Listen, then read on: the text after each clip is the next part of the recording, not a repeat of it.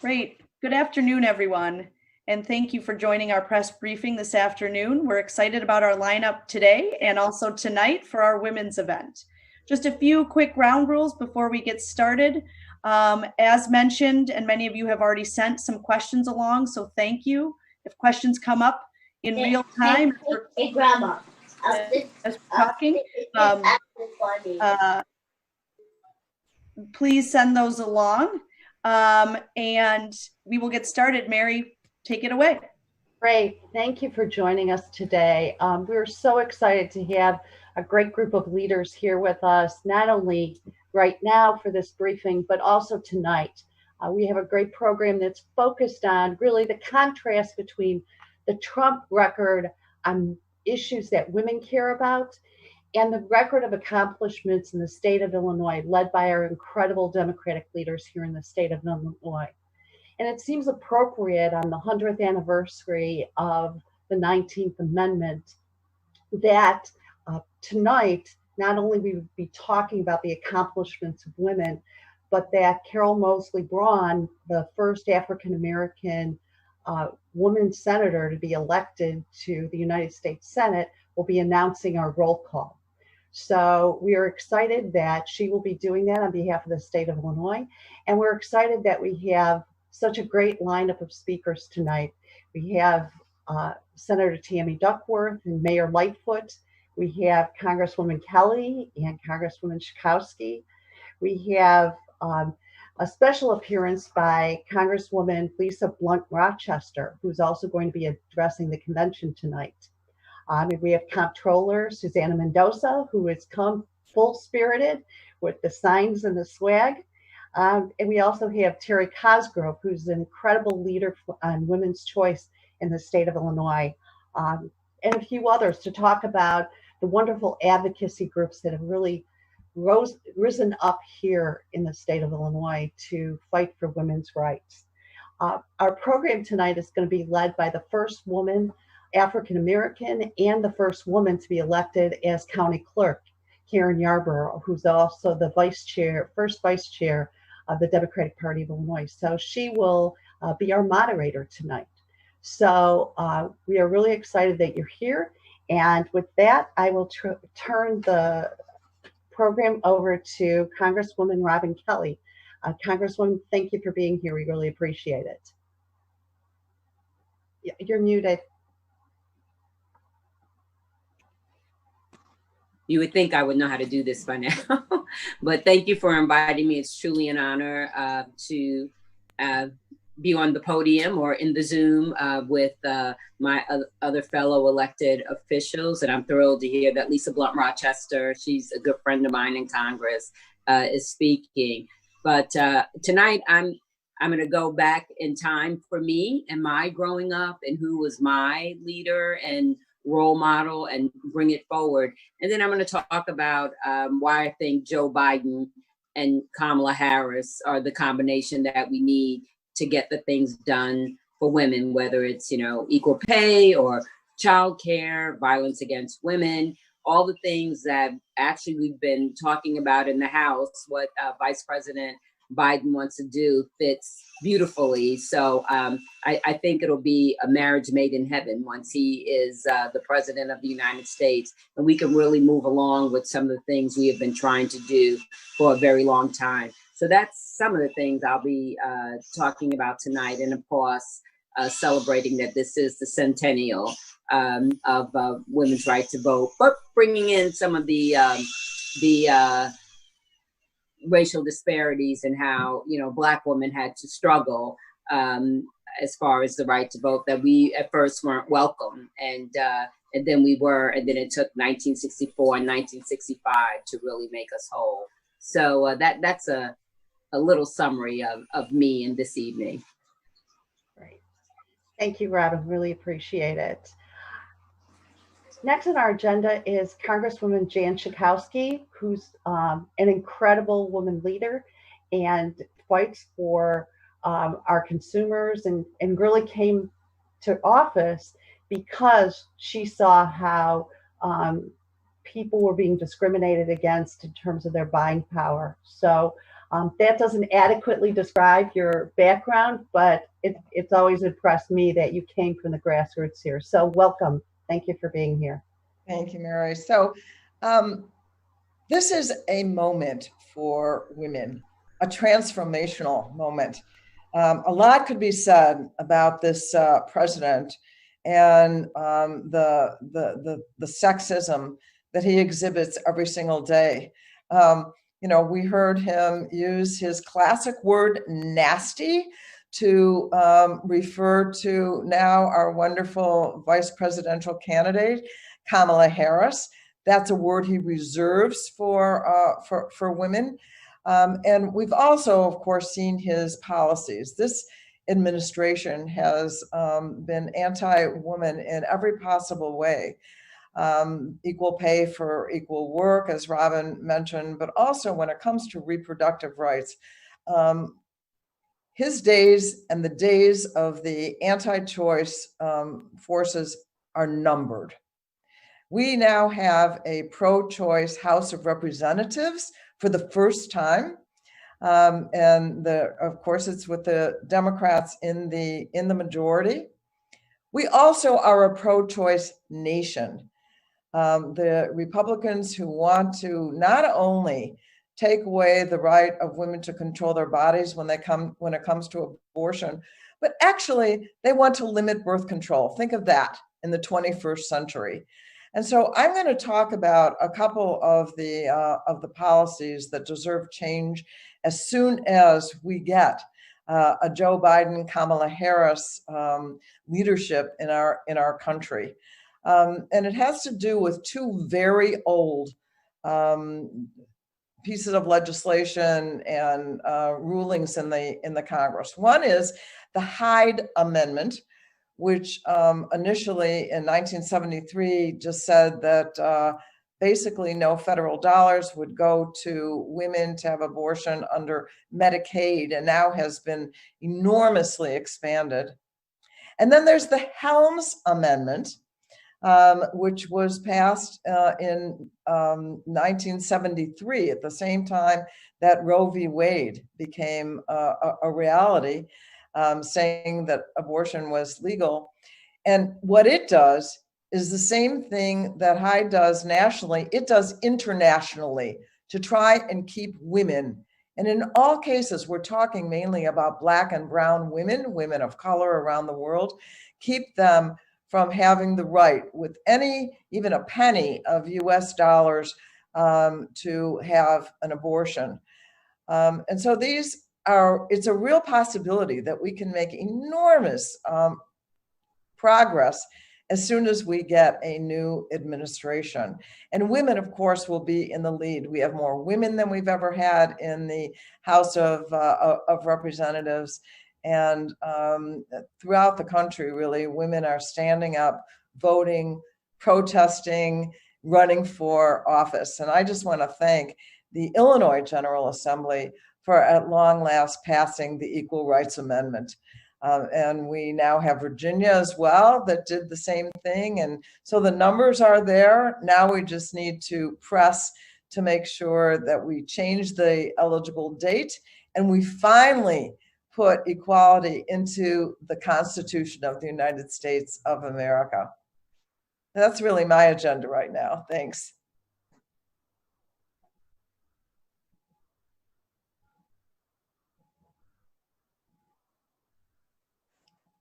Can't hear anybody. I'm done.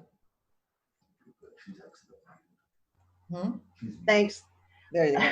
Eileen and I were fighting on our unmute buttons, so sorry about that.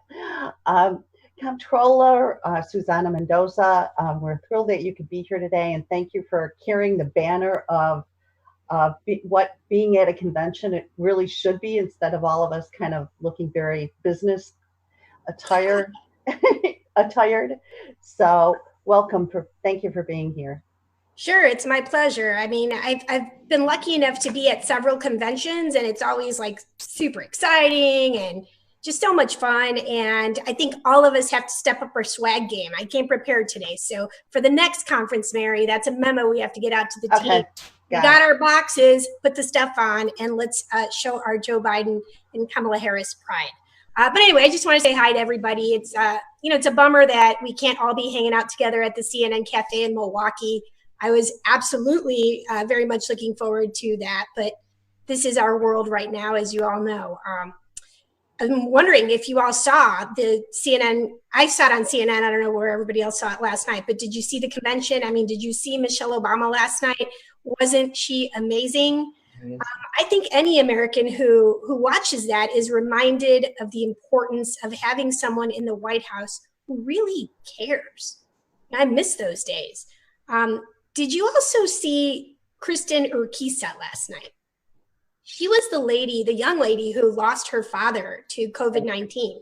And her speech just really hit me, like so personally. It really got to me. I have an 85-year-old diabetic mother who is like the light of my life, who is my treasure, and I protect her as much as humanly possible.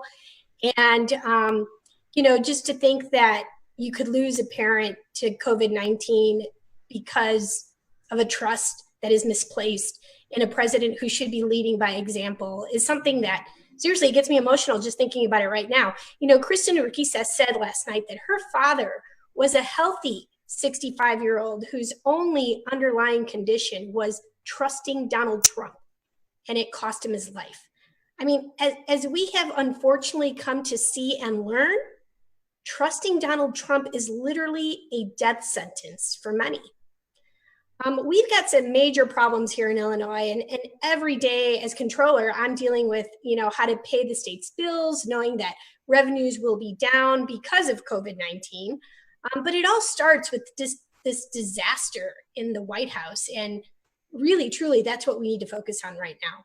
I'm very much looking forward to joining some great women tonight on our Zoom call to talk about the importance of getting Joe Biden and Kamala Harris elected in November. The most anti-woman president, as Jan just mentioned, in our country's history has got to go. And it'll be up to women to get that job done. I mean, in 2018, the most recent election cycle, only 53% of women voted in that election cycle. So if you think about it, 47% stayed home. Right now, that 47% of women who stayed home, they could make the difference in electing number 46, because we know that number 45 has been a colossal disaster for women, for disadvantaged communities, pretty much for our entire country. But, he represents what has been the worst of our inner nature that should never really come out. And I hope that in tonight's discussion, we really talk about how much anti-woman President Trump is, how the majority of the population is made up of women. And we should say no more of this nonsense and, get to work on making sure that we women, as usual, get the job done and come out and vote in huge numbers. In no planet, and especially in the United States of America, where women had to fight for 80 years to get the right to vote, should we squander that right and that privilege? And frankly, it's a civic duty.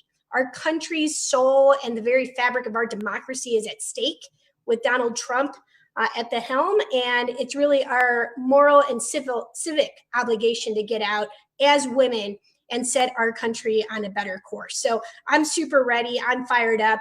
I'm very, very much, I can't wait to get rid of this horrible virus that has, infected our country. And I also really can't wait to get rid of COVID-19. But it's going to be up to us, and we've got a rally, and hopefully tonight we'll get some women fired up for the cause, and hopefully you'll all join us tonight. So thanks for having me on this call today. And I look forward to hopefully engaging a little bit more and seeing you folks tonight on our awesome female panel.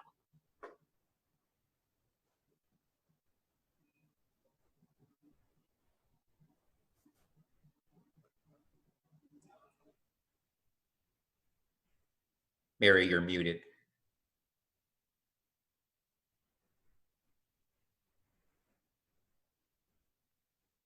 All right, Terry, I will send it to you. Okay, thank you very much. You're welcome. I am so honored to be here today and part of the panel tonight. In fact, I'm having such a moment here because, you know, I'm focused almost exclusively on the Illinois General Assembly, and I'm looking at Susanna, Robin, and Jan and realize they all came from the Illinois House of Representatives, and now look where they are. So, so I'm slightly verklempt here. Seeing the three of you and knowing you have gone on to do such great things and carry on the fight. And I also want to thank Illinois Democrats for standing up for equality and equal rights. Both of my amazing grandmothers were born without the right to vote, and that has always stuck with me in all the work that I've done. And then, of course, 53 years ago, women won the right to have access to birth control. And then 47 years ago, they won the right to abortion care. My mother was born without the right to access to birth control. My sister without the right to access to abortion. And now the emboldened, radical, and weaponized right-wing Republicans want to take it away from my 5-year-old grandniece, and I will not have it. Anti-choice laws that are being voted on and passed in Republican state legislatures across this country, they're like a contest for the most cruel law possible. Just last week, a federal court lifted an injunction on an Arkansas law that said that a woman that has been raped and is seeking an abortion has to tell her rapist that she's getting the abortion before she can have it. Adding rank hypocrisy to their bottomless cruelty, the self-named pro-life Republican states have the highest rates of infant and maternal deaths. They have the lowest funding of healthcare and education, and they universally reject Medicaid funding, leaving millions of children homeless and hungry. Now, every single Republican in the Illinois General Assembly is anti-choice, and they are the sponsors of 27 bills, the sole sponsors, there isn't a single Democrat, the sole sponsors of 27 bills that seek to strip women of their right, not just to abortion, but as Jan talked about, they're attacking birth control at every single turn. Our Illinois sits in the middle of the country as a beacon of hope for women when it comes to reproductive rights. And I could not be prouder of the work that we have done over the last 31 years with the help of so many people. But since Donald Trump got elected, it's been Democrats that stepped up.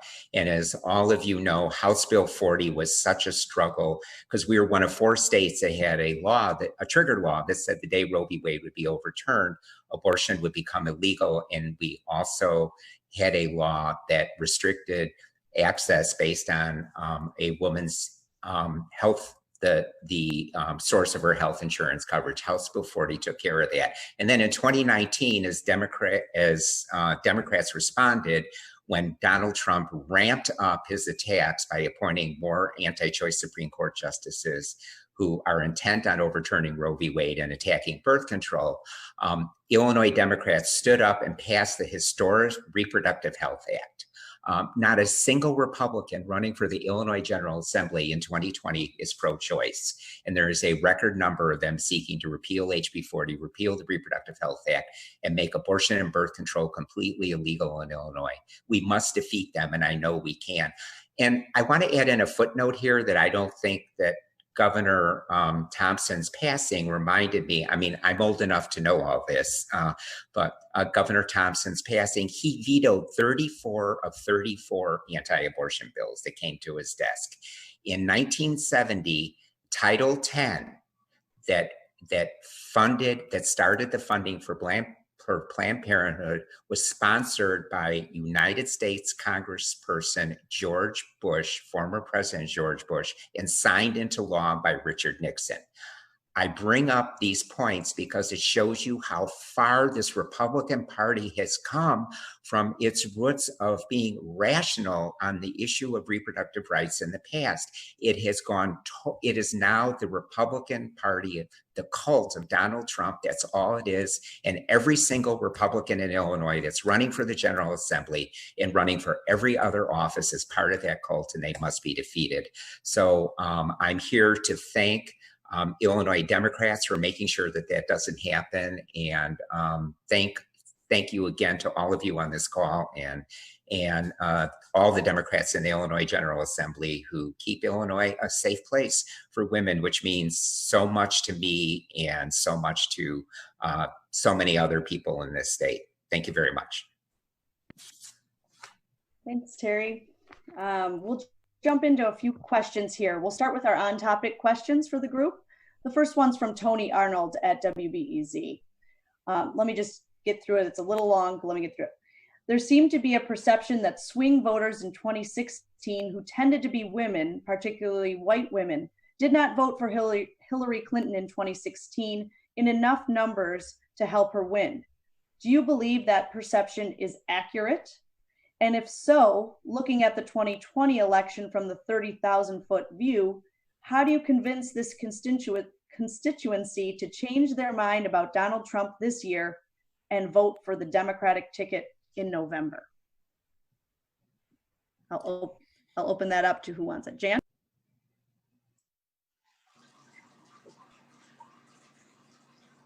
In 2016, white women voted for Donald Trump. We lost white women.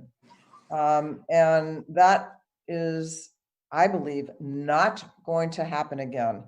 The president talks about suburban housewives like it's from the 50s or something.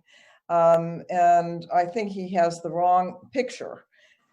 These, I think suburban women, white women like African-American women, see the inequities that have occurred under Donald Trump, see their rights being diminished and mocked. And they also feel like they have to take their children away from the TV when the president of the United States is on. So we are looking at a big gender gap right now in favor of the Biden-Harris team. And I just do not see. I saw a young Republican woman talking on I think it was C-SPAN, and she was saying, it's really simple. She said, I think a lot of Republican women realize we just made a mistake. And I think that's right, and that they're going to correct it in this election. Thank you. We'll stick with some on-topic questions, like I mentioned. This is Mike Millett in Quincy. How important is it to have a female vice presidential candidate that can bring a minority voice into the White House? Whoever would like to take I'll take it. Oh. Great. Oh. Me or? Go ahead. I'll just say that it's important to have diversity, period, and to have diverse voices that are influential and at the table. And, we hear all the time, particularly how Black women are the backbone of the party. So it's nice to see a Black woman, a woman of color, that was chosen to be vice president. But I think it's very important to have that diversity, even though I do think Joe Biden could have made different picks. We love the pick he made, and people just want Donald Trump out of there so badly. We wanted him to pick someone that he was comfortable with, that would be, a compliment to him. And so they could take the White House, but we're thrilled that it's Senator Harris. Great. I know we have, if we can, we're going to go over a few minutes here. I know Congresswoman Kelly, you needed to jump at 1:30. I will switch over to an off-topic question quickly. And this is from Carol Marine at NBC5. Given the federal investigation identifying the speaker as public official A, should Mike Madigan step down from his leadership roles, given also his admitted failings in protecting women from harassment by men in his organization? That's open-ended, but anyone wants to take that first?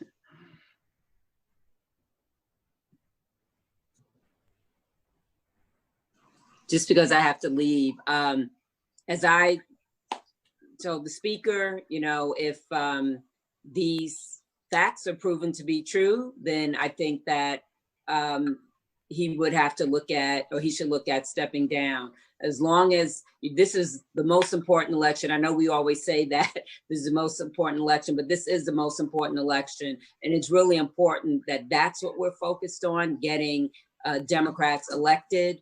And I'll say for Jan and Susanna and I, but Terry probably feels like this too, to getting more women elected.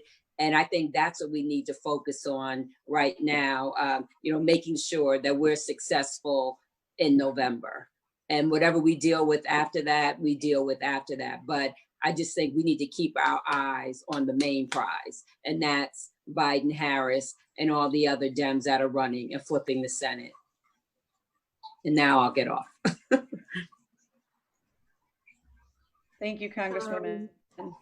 Is there anyone else who wanted to? Can you hear me? Am I muted? Yes. Or? You're good. You can hear me? Yeah, I mean, look, I'm in agreement with both Mayor Lightfoot, with Governor Pritzker, right now with Congresswoman Kelly, that if these allegations, turn out to be true, then he should resign both of his positions immediately. It's really that simple.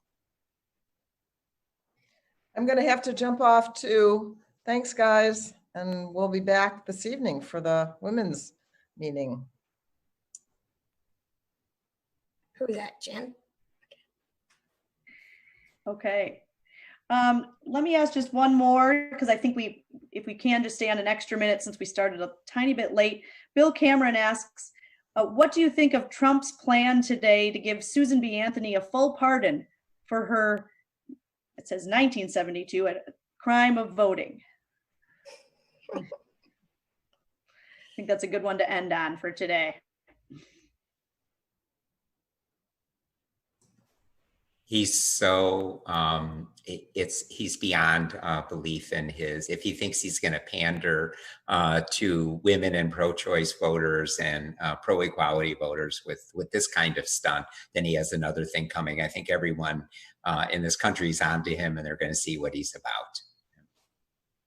Hey, look, I'm not Susan B. Anthony. I'm Susanna. There's an A at the end of it, but she's got to be rolling in her grave. She could care less about his pardon. And I'm more concerned about the pardons of straight up criminals like Roger Stone and, our former governor getting a commutation than his, cheap attempt to score some points with, let's talk about it, white women. So that's just, it's like so laughable on so many levels, but, our president would be too, were he not literally deadly for the United States of America. Great. Well, I think that concludes our press conference for today. All of these speakers and more will join us this evening. Thanks everybody for jumping on. See you tonight.